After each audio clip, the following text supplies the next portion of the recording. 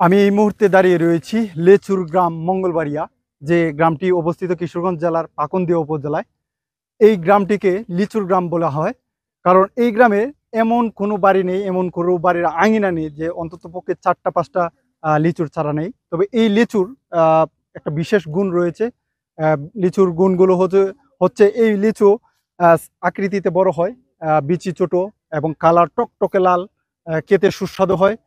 এই কারণে আর লিচুর সবচেয়ে বেশি আকর্ষণীয় যে দিকটা হলো সেটা হচ্ছে এই লিচুর একটা সুঘ্রাণ রয়েছে, যে ঘ্রাণের জন্য এই লিচু সারা দেশব্যাপী এর ব্যাপক চাহিদা তৈরি করেছে। এই লিচু যদি ইতিহাসটা আমি একটু বলি, আজ থেকে প্রায় ২ থেকে ২.৫ শত বছর আগে এখানে কোনো এক কর্মকর্তা চীন থেকে এই লিচুর জাতটি বাংলাদেশে নিয়ে আসেন এবং একটি চারা নিয়ে আসেন।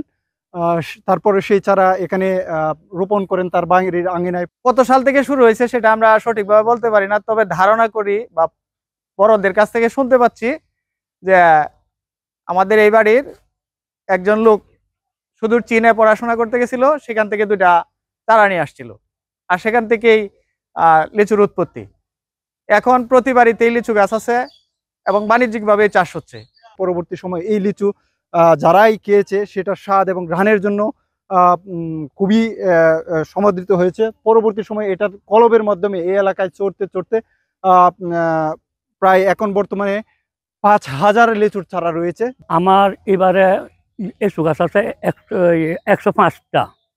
আর এবারে আবহাওয়া অনুকূল তাহাতে লিচু ফলন ৩-৪ বছরতে এবারে ফলন ভালো, আর লিচু ফলনও ভালো, লিচু সাইজও ভালো।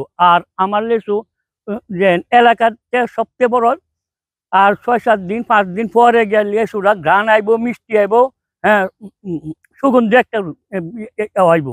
এটা খাইলে মনে করেন যে হ্যাঁ এই যে বৃষ্টির বুল্লা খাইলাম। আপনারা জানেন গত বছর এখানকার লিচুর আবহাওয়ার কারণে কিছুটা ক্ষতিগ্রস্ত হয়েছিল, কিন্তু এই বছর আবহাওয়া অনুকূলে থাকায় ভাম্পার ফলন হয়েছে লিচুর। আর এই ফলন কিন্তু এবার কৃষকরা খুশি। লিচুর সাইজ, আকৃতি, রং সবকিছুই এই বছর আগের গতবারের তুলনায় একটু ভালো হয়েছে আবহাওয়া অনুকূলে থাকার কারণে। আমার বাড়ি পাকুন্দিয়া, কিন্তু কখনো আসলে এইখানের লিচু বাগান আমার আসা হয়নি। এখন আসছি বলি যে দেখে যে সোশ্যাল মিডিয়াতে খুব দেখতেছি যে লিচু বাগানের ভিডিও হচ্ছে, মঙ্গলবাড়িয়া লিচু খুব বিখ্যাত।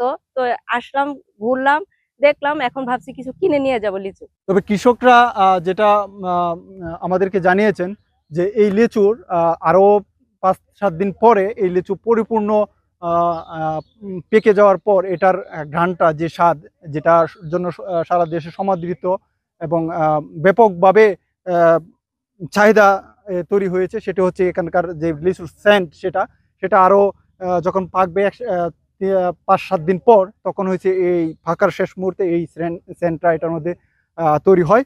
সেই সময়ে হচ্ছে এই লিচুগুলো আর আসল সৌন্দর্য বলেন বা এই স্বাদ বলেন, সবকিছুই যেটার এই লিচুর বিশেষত্ব সেটা ফুটে উঠবে। তো এই হচ্ছে এই পাকুন্দিয়ার লিচু, যে লিচুর কথা সারা দেশব্যাপী এবং দেশের বাইরেও কিছু জায়গায় এই লিচুর চাহিদা রয়েছে।